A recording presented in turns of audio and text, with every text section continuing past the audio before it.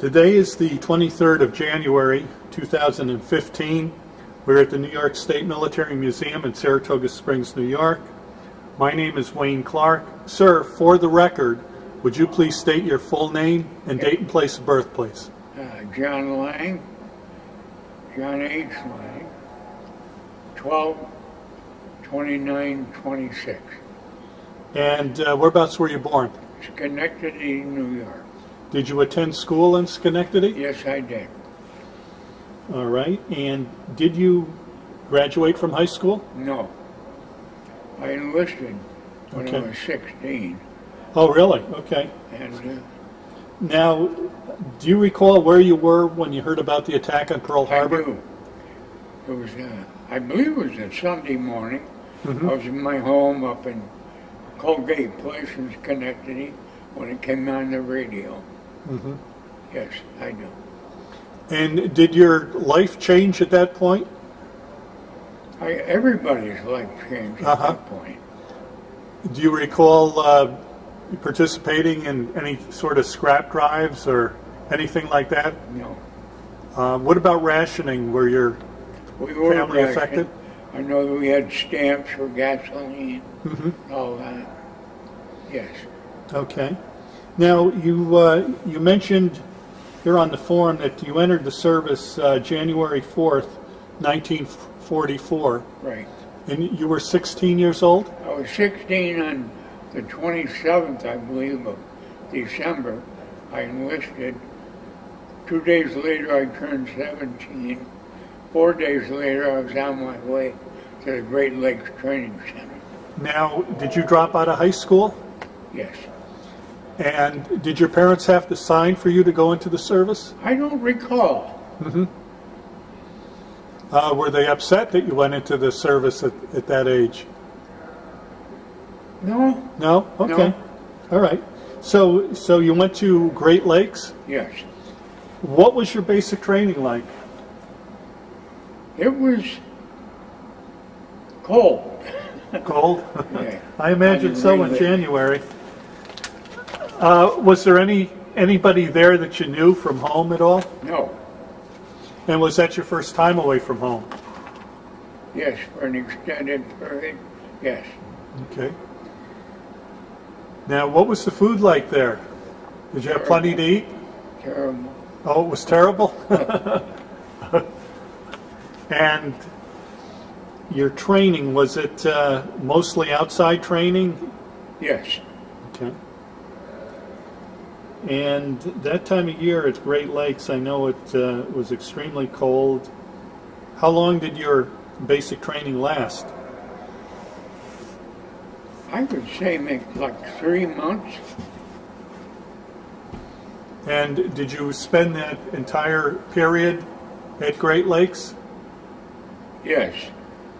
Then they selected a bunch of people to go to Naval Air. And unfortunately, I was one of them. All right, Naval Air. Did you have to take some sort of aptitude test? Yeah. And you scored high enough to get into the Naval Air? I scored 4th in a class of 500. Really? So when the commander put up the new flight group to go to the Pacific, I was his first choice because I was also the top gun. All right. I could shrug that. Let's get back to the training. Once you completed your training at Great Lakes, where did they send you for your air training? Norman, Oklahoma. And what did that training consist of? Gunnery. All right. So gunnery to be on a bomber? Yeah, my squadron flew air sea rescue in the PBMs. All right. Now, what was that training like? Was it pretty difficult? No, it was intense, but not difficult. Mm-hmm. It wasn't difficult for me. Mm-hmm.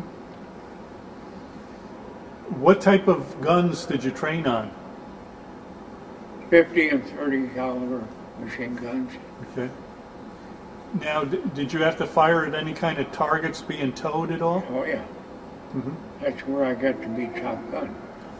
I used to be able to shred them. I was real good at it. In my rabbit hunting days. Uh-huh.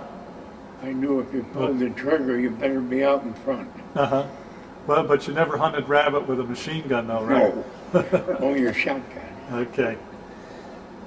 So that training, how long did that training last in Oklahoma? That's difficult to remember. I think maybe 6 months. 6 less months. than 6 months. What did you do on your time off during your training? Or Catch up on your sleep. Okay. Okay. It was intense. Mm-hmm. So you graduated. It was approximately 6 months long. Once you graduated, where did you go next? Pensacola. For more training? Well, training, and also we did, at that time, Nazi submarines were raising hell with our ships coming out of New Orleans. Mm-hmm. They were sinking tons of supplies heading for the war. Okay. So we did a bunch of prowling. Let me just stop the camera for a second. So you were out going on patrols to hunt for subs? Yeah. We kept them under. I never dropped a can. But the top gun on a plane is always a bombardier. I actually flew the plane when it was time to drop a can. Now, what were you dropping? You said cans. Were they depth charges? Depth charges. I had never heard of them being dropped from airplanes before. Well, these were PBMs. Okay. They replaced the PBYs. PBYs had metal gas tanks, and they were very vulnerable. PBM came out with a newer one, rubber gas tanks, which could absorb a shot or two. Okay. Now the PBM, was that a twin engine? Yes. And how many were on the crew? 5, I believe. 5? As I recall. Okay. Now, obviously, you had a pilot and co-pilot, and you acted as a bombardier gunner? Yes. So that's 3, and the other 2, were they gunners also? Yes. Okay. Now, did you see any subs at all? No. Okay. But they knew we were there, and they kept them down. Now, how long were you at Pensacola for? I don't know. I can't really recall. All right. We're dipping back now, what, 70 Yes. Yes. Now, do you recall where you went after Pensacola? We went to the West Coast to go to the Pacific. Okay. Now, did you spend much time on the Pacific Coast? No. We were out on our way. Now, were you assigned to a crew at that point? We already had our new flight and our commander. We were on our way to replace the crew on the Cumberland Sound. Not the crew, but the flight. They'd been active for quite a while. And Commander Hess was head of our group. We were there to relieve him. Okay, so you went to the Pacific with your aircraft on board a ship? Well, no, we flew the planes out. Yeah, okay. And Cumberland Sound was our home base. Oh, okay. We'd eat and sleep there. Okay. And we got a picture to show them. Okay. All right. If you can hand that to him, I can. If you hold it up close to your chest, I can zoom in on it with the camera. We'd sleep on the ship and eat on the ship. Okay. When we went out, on flights, they were moored on sea anchors. Okay. Now, whereabouts were you stationed in the Pacific? We were in the Solomon Islands. Oh, in the Solomons. Yeah. What was life like in the Solomons? Well, it was pretty active. Uh-huh. Now, you stayed on board ship? Yes. Okay, you weren't based on land at all. No. Okay. But we'd go on land once in a while. Yeah. Like I had an opportunity, we pulled in Saipan once, which, you know, that was the Normandy of the Pacific. Sure. Now, was that after the battle? Right? It was after the battle. Okay. That's where I picked up, and I'm toying with the idea of giving it to the museum here. A real good samurai sword was the big charge of 4,000 Japs they had no ammo left, no food left, so they got up there and made one last charge. Of course, they cut them down with... That was the big bonsai charge. Yes. Was that 4,000 of them came, and they ran right into the machine guns of the Army and the Marines. Okay. I know that was... I got from Grace registration guys. I bought a samurai sword. Okay. From that charge. Okay, so that was the charge that involved the 27th Division of the Army. That was the Army Division in the middle. They had, on the wings they had Marines. Okay. All right. Gee, that was quite the battle. We've interviewed a number of vets that were there. Yeah. Really? Unfortunately, they've all passed on now. I'm sure. Yeah. They're lucky to pass on none. Well, a lot of them did. 2,000 of them on the invasion. Just getting on the shore. It was the Normandy of the Pacific. Mm-hmm. Now, could you see a lot of devastation on the land from after the battle? No. No? No. Okay. I didn't go looking for it. Okay. And while you were in the Pacific, in the Solomons, did you actually see any of the Japanese at all? No. Well, no. You know, you know how... Well, what I mean... A lot of our movies depict Japanese being brutal. Yeah. I don't recall us having any prison camps. When I asked if you saw any Japanese, I meant when you were flying on your missions, did you encounter any Japanese at all, or planes? Okay. No. I was only there just on the late tail end of the war. Mm-hmm. And from there... Now, did you drop any bombs at all from the... I never had an opportunity to drop a can. Okay. All right. And... From there we went to... they sent me to occupation in Japan. Okay. Well, let me just go back. Do you recall where you were when Japan surrendered? Obviously, you were there in the Solomons, someplace. In the Solomons. Do you recall what that was like when you heard the war was over? Was there a lot of celebration? Do you recall? No? It was just, we were all happy. Sure. I don't recall any great celebration. Okay. I think there was a lot more here in the States than there was in the battlefield. Now, going back even farther than that, do you recall hearing about the death of President Roosevelt? He died, I believe it was... before the war ended. Yeah, that was before the war ended in Europe. I think he died in April of 45. I believe he died in April of 45. 46? 45. 45. Yeah. Okay.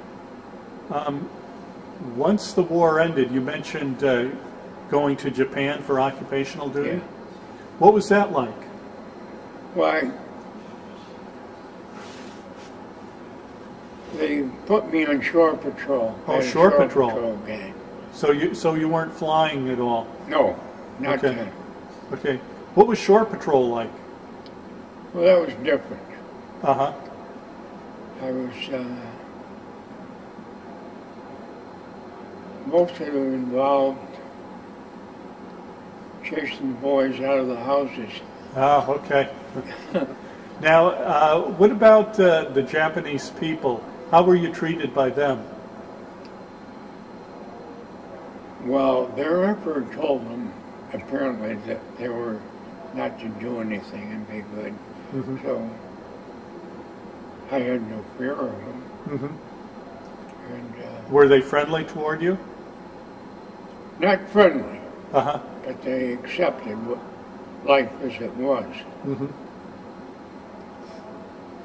How much time did you spend on occupation duty? I only was there about, I guess, a couple of months. And then I got a call one day. It said, Liang, report down to, I think it was Yokohama Harbor. There's a destroyer waiting for you. And I got down there. The destroyer took off, and they flipped me over to China. Okay. And apparently that's where the Top Gun came in. Because they told me I was going to take command of a Japanese naval air base.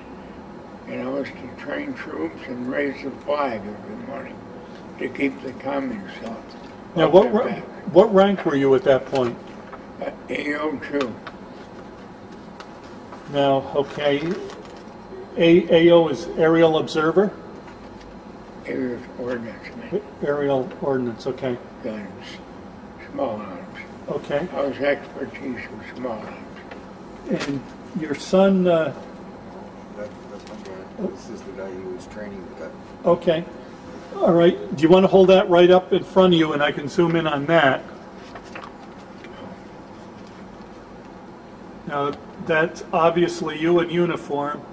And the Chinese fellow is the one you were training? No, actually, he was a captain in charge of the Oh, okay. He was in charge. group. All right. He and I became good friends. Now, how many of you were there? How many naval personnel? I was it. Just you? Yeah. They must have really thought a lot of you to send you there by yourself. That's it. Because my eyeballs raised too when they said, you're to take command of a Japanese air base. Uh-huh. Oh, yeah? Okay. Well, you're young and, you know, at that age you don't... Mm-hmm. You don't question. Okay. That's what I'm to do, I'll do it. Raise the flag. That kept their commies from coming down. Okay. I see. Actually did. My only fear was that when I got done with them, they were pretty good. Because when I got there, they barely knew one end of a rifle from the other. Oh, okay. Rice bombs. Now, what kind of weaponry did you train them on? Well, when I got off the ship, the destroyer, they gave me a Jeep, rations, a Colt 45, a carbine, and a Thompson 7 gun. Lots of bullets and rations and a flag. Raise the flag every morning. Okay. So they knew that they didn't want to mess with the American army because you got to remember Japanese are very brutal there. They kill like 30 million people. That would make it worse than in Europe. They didn't kill that many people. No. Now, you were training the Chinese nationalists. Yeah. Now, did they already have weapons? They had Obviously. guns. Yes, they were guns. Were they modern guns or? Not really. Okay. All right. Now, the fellow you became friends with, He was in charge. He was the captain. did he have a fairly good command of the English language? Yeah, he did. He did, really, yes. Okay. So basically, you and he were both in charge or ran the compound. I had a barracks there. I had the big command post house all to myself. And there were 2 huge hangars for seaplanes. This was right on the rocky coast. I probably was the northernmost outpost. Now, you said there were seaplanes there. Oh, no, there weren't any there. Oh, okay. They were long gone, but that's what it was. Oh, okay. It was a seaplane base when the Japs had it. Okay. It's a funny story. And how many Chinese were there besides you and the captain? Were there hundreds or? No. I think there were less than 100, but about 100. About 100. Okay. All right. Now, Chinese. your son said you have a training story that's kind of funny. Oh yeah, well, a Thompson submachine gun, I don't know if you know or not. Yep. You keep your finger on the trigger and it goes like this, up, up, up, up. Yep. And there was a booth way down at the end on the dirt road coming in there. And there was a guy coming down on a bike. And he couldn't take his finger off the shoving. We see dirt kicking up around the poor guy in the bicycle. I had to grab him. Did he turn around and go the other way? Short burst. They learned. They were they wanted to learn. Uh-huh. My only ever fear after that is I trained them good for, they wound up fighting the Americans in the Korean War. Oh. I never, that bothered me a little bit. Sure. Now, did you ever see Chiang Kai-shek at all? No. No. Okay. No. The only people I saw were there. And because of the training, did the Chinese present you with any kind of special awards? I understand they're available, but I never asked one. I Okay.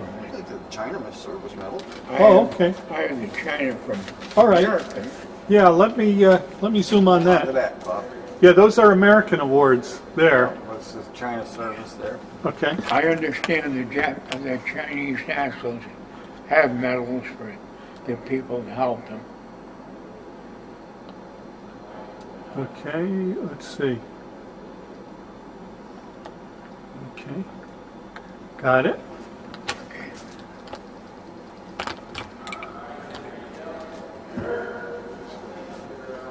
So you were there for a few months?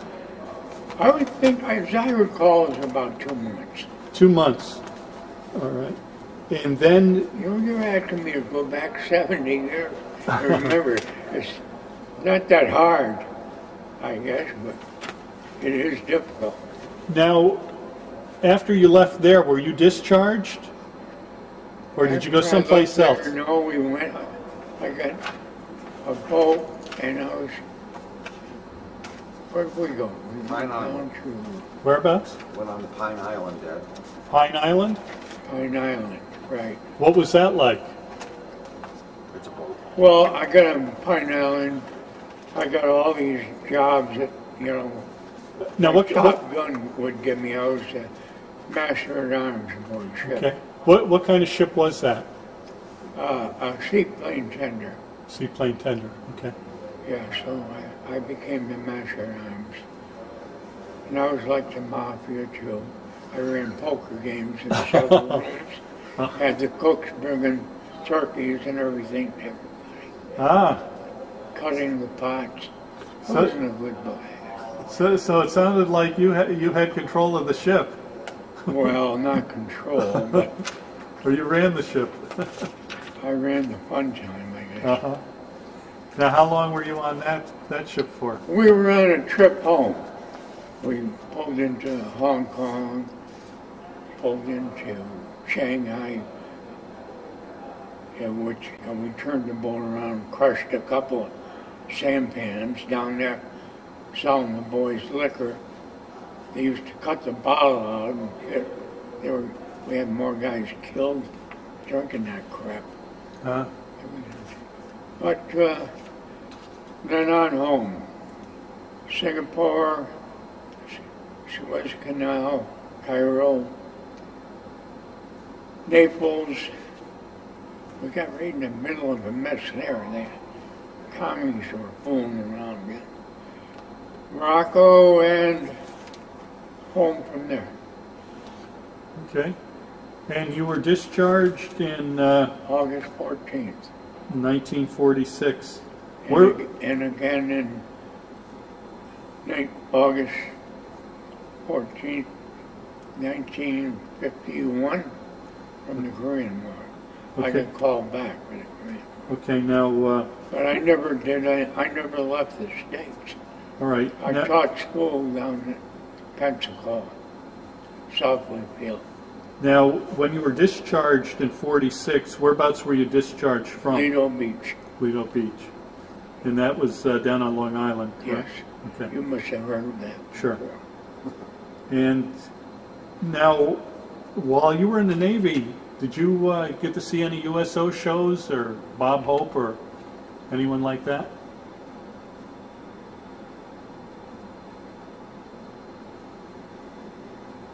During the Korean War, when I was teaching school. Okay. All right. Tell me about what happened during the Korean War. You were called up in 51? Yeah. Was that a surprise to you? It was a surprise. Well, I was sent to South Field and I taught school there. I never left the States. Now, in between the time you were discharged in 46 till you were called up for the Korean War, what did you do during that period of time? Did you use the GI Bill at all? Yes.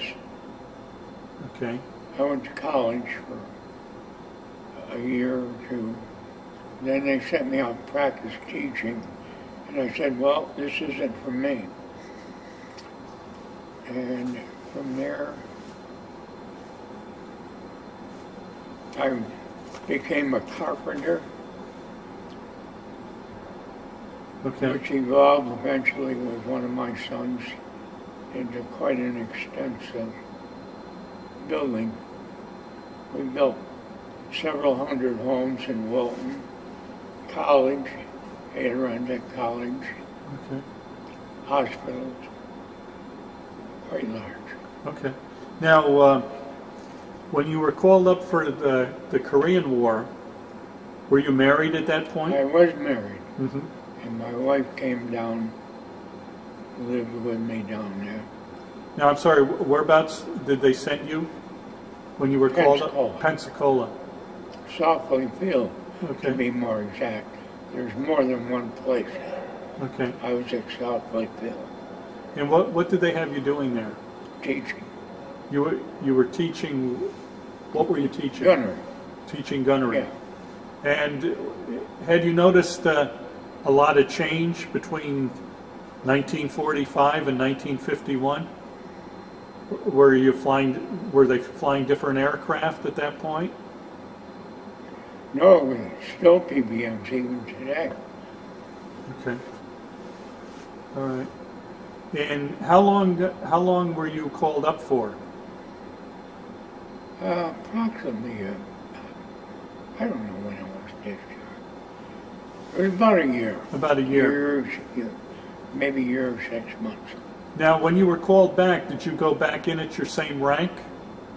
Oh yeah, Okay. yeah. Okay. All right.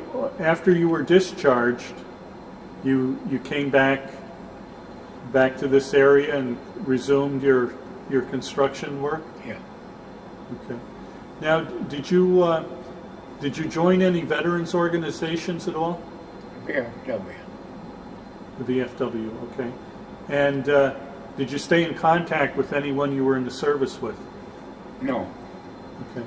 Most of them, there were very few local people. Mm-hmm. Most of the people I served were from the south and west.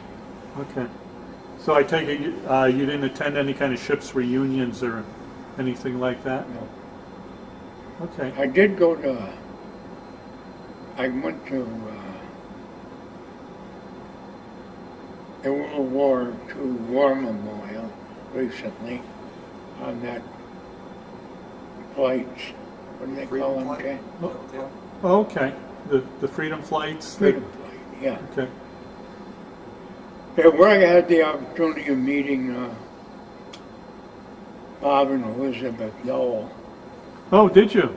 Yeah, they were sitting out in the sun, hot sun. It was hot. Uh-huh. They were sitting out there greeting people who showed up. Oh, nice. He was instrumental in getting it done. Mm-hmm. But it was quite a beautiful place. Now, It was interesting because they had all an area for all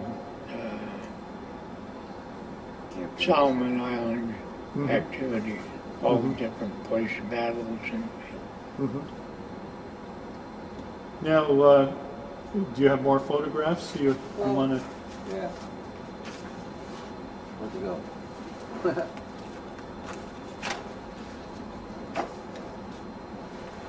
What is it, Jack? This is the picture where you're up, standing up on the right.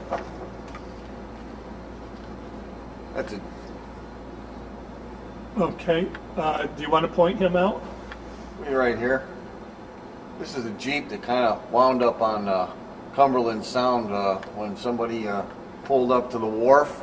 The crane operator turned around and Liberated put the crane it. over there and liberated the Jeep. So when the young officer came out of the warehouse he went into, this Jeep was in the third holding cell of the Cumberland Sound, and nobody knew where it went. Okay. It took a ride. But anyway, this is my dad up there on the right. Okay. At Cumberland Sound. All right. And that's a good picture there. This one here. Is that him? Well, I have a question about that, Dad. Is that you or is that Kenny? Is that you or Kenny? No, that's me. Okay. All right, that's when we're first going into service. Okay. And this is an article about his training. Okay, got it. I think that's probably about it. All right. Now, You know what? Maybe take on these. This is a pretty cool photo too. That's what happened to the seaplane tender. okay, let me zoom in on that. Aboard Cumberland Sound. Okay. All right, got it.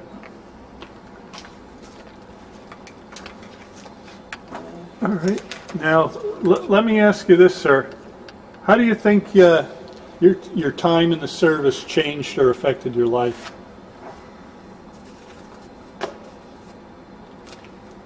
I mean, you were only 16 or 17 years old when you went in, so you obviously saw quite a bit. Well, You think that you grew up in that short period of time? You became an adult very quickly. yes. I would say that if I compared myself to kids today, I grew up quick. Now, when you came home from the service, how long had it been since you had seen your parents? A couple of years, 2, 3 years? It was almost 2 years. About 2 years. Yeah. I'm sure they were quite happy to see you. Yes, they were. Now, did you have any other brothers that were in the service? I did. I had my brother Ken. He served on the Hornet. Well, he was Navy too. He was Navy too. I didn't ask you this earlier, but I'll ask you now.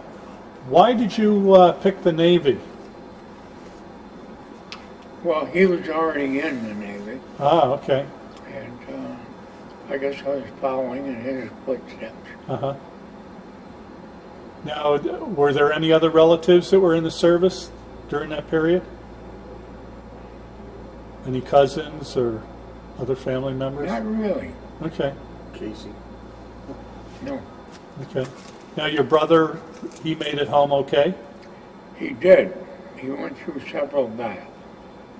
He had 23 stars Uh-huh. on Bronze Star. Well, the Hornet was quite an active ship. Now, is he still living? No, Okay. passed away several years ago. Okay. All right. Is there anything else you'd like to talk about concerning your time in the service? Once you got out of basic training, how was the food? Did it improve? Our food was never very good. No? On ship it got a lot better. Uh-huh. But in training camps, no. Not like today.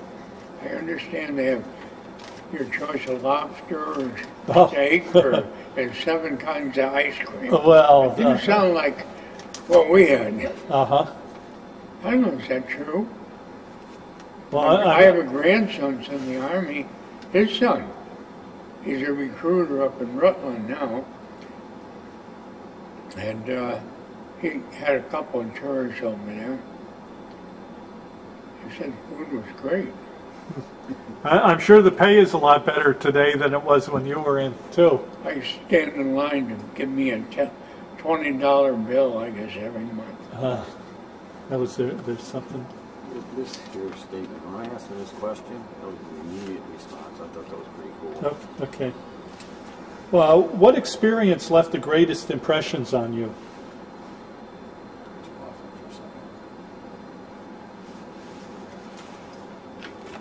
All right. What experience left the greatest impressions on you? And he was unit. The quality of the people I worked with, yes. Mm-hmm. Yep. They were all good people. Yeah, they were the pick of the crop, so. What about your commander? Commander Hess? That was Commander Hess. He was a brilliant man. Mm-hmm. He was from the Philadelphia area. Mm-hmm. Area. Now, you also mentioned the mistreatment of prisoners by the Japanese. Well, yeah, but we weren't very kind either. Mm-hmm. You know. Did you? Did you ever hear of a prison camp? Yes, actually, we've interviewed a few veterans that survived being in a Japanese POW camp. Prisoner camps for the Japanese. Oh, yeah, yep. You did? Okay. Yeah, two different experiences. Few and far between. Yes. Now, did you ever see any, once the war ended and the prison camps were liberated, did you ever run into any American POWs? No, because they went home immediately. Okay. I went to Japan, they went home. Okay. All right. I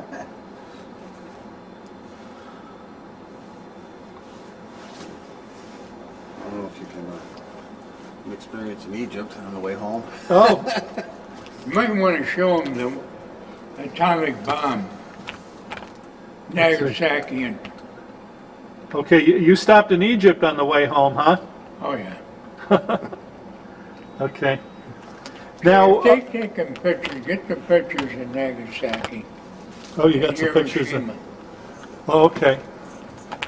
So, you got to visit Hiroshima and Nagasaki? Nagasaki. Okay. I had a flight crew that took some of these pictures. Okay. I actually was going to ask you, and I had forgotten. What was it like when you heard about the bombing of Nagasaki and Hiroshima? Was it hard to comprehend that one bomb could just level a city like that? Yeah, it was. But it ended the war. Mm-hmm. If they hadn't done that, I might not be here today. Mm-hmm. Now, was there a rumor going around that you would probably be landing in Japan before the war ended to actually fight in Japan? Was that the rumor going around? We assumed it would be. Okay. Yeah, definitely. Mm-hmm. Yeah. And so you believe that the atomic bombs just ended the war? If it wasn't for those, the loss of lives would have been Well, we were tremendous. all aware of what happened, right down at the end in Okinawa. We lost 17,000 soldiers and Marines in Okinawa then in just a couple of weeks. I mean, it was a slaughterhouse. So we knew what it was going to be like on the mainland. Yeah. It's going to be even worse. Yes. Yeah, that's... Everyone had a gun, and they intended to use them. Sure. But, they wanted to end it. We saw what happened in Okinawa. It wasn't pleasant. Okay. They had a better machine gun than we did, and they used it effectively. Oh, I had never heard that before. Yeah, the Japanese had a very good machine gun. Okay. And a lot of our boys were sent right into it. All right. They wanted the war to end. Anything else you'd like to add, or? I think that's pretty thorough. Okay. I can't invent anything. What happened, happened. That's it. All right. Well, thank you so much for your interview. And my pleasure.